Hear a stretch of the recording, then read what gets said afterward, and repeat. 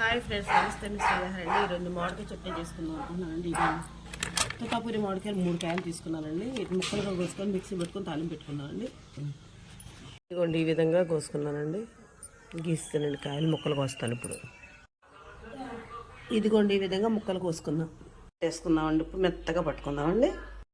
ఇదిగోండి పసుపు, ఉప్పు, కారం మొత్తం 3 వేసి కలిపేస్తే మెత్త మిక్సీ పెట్టేసుకొని దీంట్లో చక్కగా వెల్లిపాయ జీలకర్ర మొత్తం వేసుకొని తాలింపు పెట్టుకుందామండి. ఇదిగోండి ఈ విధంగా కలిపేసుకుని చక్కగా దీన్ని ఇప్పుడు తాలింపు పెట్టుకుందామండి. ఇదిగో చక్కగా మిక్సీ పట్టేస్తా కదండి. వెల్లిపాయ జీలకర్ర వేసుకున్నాను. ఎనిమిరగాయలు వేసి చక్కగా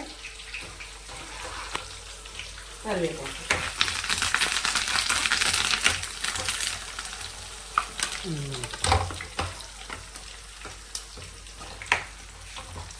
కొత్తిమీర వేసేస్తాను.